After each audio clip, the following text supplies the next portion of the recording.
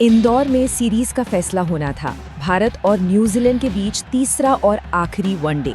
ये सिर्फ एक और मैच नहीं था, बल्कि एक ऐसा मुकाबला था जहां इतिहास दांव पर लगा था और आखिर में इतिहास बना भी। आइए इस पूरे मैच का विश्लेषण करते हैं। तो सबसे बड़ा सवाल यही है कि आखिर न्यूजीलैंड ने भारत को भारत में हराकर ये ऐतिहासिक सीरीज जीती कैसे। देखिए, ये कोई तुक्का नहीं था।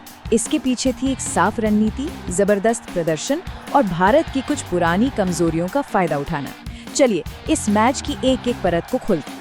किसी भी मैच को पूरी तरह से समझने के लिए उसके कॉन्टेक्स्ट को समझना बहुत जरूरी होता है, और इस मैच का कॉन्टेक्स्ट बिल्कुल साफ था, करो या मरो। तो देखिए, माहौल एकदम तैयार था। सीरीज 1-1 से बराबर, यानी ये एक वर्चुअल फाइनल था। न्यूजीलैंड के लिए ये सिर्फ एक सीरीज जीतने का नहीं, बल्कि भारत में वो करने का मौका था जो उन्होंने पहले कभी नहीं किया था। भारत ने भी एक टैक्टिकल बदलाव किया, अर्शदीप सिंह को वापस लाए एक लेफ्ट आर्म एंगल देने के लिए, और टॉस जीतकर पहले गेंदबाजी। ये भारत का कंफर्ट जोन रहा है, लेकिन बड़े मैच में चेज करने का दबाव हमेशा अलग होता है। और शुरुआत में तो लगा कि भारत के सारे फैसले बिल्कुल सही साबित हो रहे हैं। अर्शदीप की गेंदें अंदर आ रही थी, हर्षित राणा को उछाल मिल रहा था और कीवी बल्लेबाजों के पास कोई जवाब नहीं था। स्कोर था 5 रन पर 2 विकेट। इससे बेहतर शुरुआत की आप उम्मीद ही नहीं कर सकते। उस वक्त तो लगा कि मैच पूरी तरह से भारत की मुट्ठी में है। लेकिन क्रिकेट में मोमेंटम को बदलने में ज्यादा वक्त नहीं लगता। 5 पर 2 से मैच ने एक ऐसी करवट ली जिसने खेल का रुख ही पलट दिया और भारत को पूरी तरह से बैकफुट पर धकेल दिया। और इसकी वजह थी एक शानदार साझेदारी। 219 ये सिर्फ एक नंबर नहीं है, ये वो साझेदारी थी जिसने मैच भारत से छीन लिया। जब आपकी टीम सिर्फ 5 रन पर 2 विकेट खो चुकी हो, तब ऐसी पार्टनरशिप सिर्फ पारी को नहीं संभालती, बल्कि सामने वाली टीम के हौसले को तोड़ देती है। और डेरिल मिचेल और ग्लेन फिलिप्स ने बिल्कुल यही किया। ये साझेदारी देखने में बड़ी दिलचस्प थी। एक तरफ थे डेरिल मिचेल, जो एंकर का रोल निभा रहे थे, एक छोर को संभाले हुए थे, लेकिन असली नुकसान पहुंचाया ग्लेन फिलिप्स ने। उन्होंने जिस तरह से भारतीय स्पिनर्स पर काउंटर अटैक किया, उसने कप्तान के सारे प्लान्स बिगाड़ कर रख दिए। एक तरफ संयम और दूसरी तरफ आक्रामकता, ये एक परफेक्ट कॉम्बिनेशन था। और जरा इस आंकड़े पर गौर कीजिए, भारत के खिलाफ उन्हीं की जमीन पर चौथे विकेट के लिए ये दूसरी सबसे बड़ी साझेदारी थी। ये बताता है कि उस दिन भारतीय गेंदबाजी कितनी बेअसर साबित हुई। ये सिर्फ एक अच्छी पार्टनरशिप नहीं थी, ये एक ऐतिहासिक साझेदारी थी जिसने मैच का नतीजा तय कर दिया। अब भारत के सामने 338 रनों का विशाल लक्ष्य था। जब इतना बड़ा स्कोर चेस करना हो, तो सारी उम्मीदें एक ही खिलाड़ी पर आकर टिक जाती हैं, Virat Kohli, the chess master. 54 ये कोई मामूली आंकड़ा नहीं है, ये विराट कोहली का 54वां वनडे शतक था। बड़े मैच का दबाव, बड़ा लक्ष्य, और कोहली ने एक बार फिर वही किया जिसके लिए वो जाने जाते हैं। टीम को संभाला और एक और शानदार शतक जड़ दिया। और इसी पारी के दौरान उन्होंने एक और बड़ा रिकॉर्ड अपने नाम किया, 12,662 रन। ये वो आंकड़ा है जो उन्हें वनडे क्रिकेट के इतिहास में नंबर 3 पर बल्लेबाजी करते हुए दुनिया का सबसे कामयाब बल्लेबाज बना देता है। और उन्होंने जिसे पीछे छोड़ा, वो कोई और नहीं बल्कि ऑस्ट्रेलिया के महान कप्तान रिकी पॉन्टिंग थे।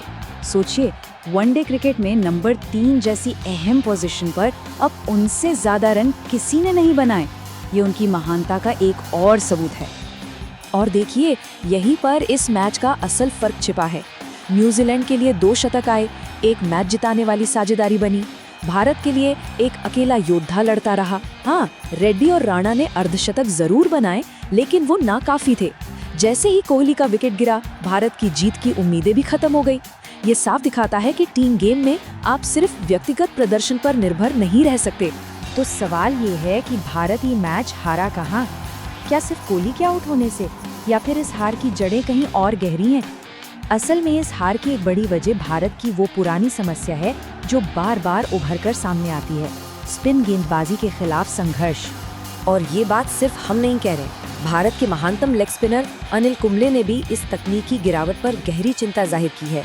जब कुंबले जैसा दिग्गज ये बात कहता है, तो समझना चाहिए कि समस्या वाकई गंभीर है। ये टीम मैनेजमेंट के लिए एक अलार्म बेल की तरह है। ये चार्ट कहानी को और भी साफ कर देता है। भले ही ज्यादा विकेट्स तेज गेंदबाजों को मिले हों, लेकिन मैच का मोमेंटम बीच के ओवरों में स्पिनर्स ने बदला था। लेनॉक्स और फिलिप्स ने रनों की रफ्तार पर पूरी तरह से ब्रेक लगा दिया। उन्होंने बाउंड्रीज रोकी, सिंगल्स को मुश्किल बनाया और इसी दबाव का नतीजा था कि भारतीय बल्लेबाजों ने गलतियां की और अपने विकेट कमाए। देखिए, एक हार सिर्फ एक मैच का नतीजा नहीं होती, ये अक्सर अपने पीछे कई बड़े सवाल छोड़ जाती है और इस हार ने भी टीम के भविष्य और कुछ सीनियर खिलाड़ियों की भूमिका पर गंभीर सवाल खड़े कर दिए हैं। और इनमें सबसे बड़ा सवाल रोहित शर्मा की फॉर्म को लेकर है। कमेंट्री बॉक्स से लेकर क्रिकेट के गलियारों तक अब हर कोई यही पूछ रहा है, क्या रनों की वो भूख, वो इंटेंसिटी जो रोहित की पहचान रही है, कहीं कम तो नहीं हो रही? ये आंकड़े इस चिंता को और भी बढ़ा देते हैं। कुछ ही हफ्ते पहले ऑस्ट्रेलिया में 200 से ज्यादा रन बनाकर प्लेयर ऑफ द सीरीज बनना और फिर इस सीरीज में 3 मैचों में सिर्फ 61 रन। एक टॉप ऑर्डर बल्लेबाज के प्रदर्शन में इतना बड़ा उतार चढ़ाव, ये वाकई चिंता की बात है। जैसा कि भारत के पूर्व कोच रवि शास्त्री कहते हैं, एक सीनियर खिलाड़ी के लिए करियर के इस पड़ाव पर तकनीक से ज्यादा भूख और जुनून मायने रखता है। सवाल ये नहीं है कि रोहित शर्मा अच्छे खिलाड़ी नहीं है, सवाल ये है कि क्या उनमें अब भी वही आग बाकी है।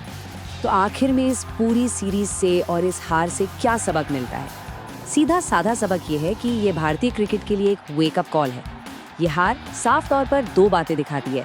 पहली, टीम अब भी विराट कोहली जैसे खिलाड़ियों के व्यक्तिगत प्रदर्शन पर बहुत ज्यादा निर्भर है और दूसरी, स्पिन खेलने की तकनीक की समस्या बहुत गहरी है जिसे अब नजरअंदाज नहीं किया जा सकता। तो आगे क्या हो सकता है? देखिए, ये उम्मीद की जा सकती है कि सिलेक्टर्स रोहित शर्मा की वनडे में भूमिका को लेकर कुछ सख्त फैसले लें और साथ ही कोचिंग स्टाफ को वापस ड्राइंग बोर्ड पर जाकर स्पिन के खिलाफ बल्लेबाजी की तकनीक पर नए सिरे से काम करना होगा। ये एक मामूली हार नहीं है और इसके असर आने वाले समय में देखने को मिल सकते हैं।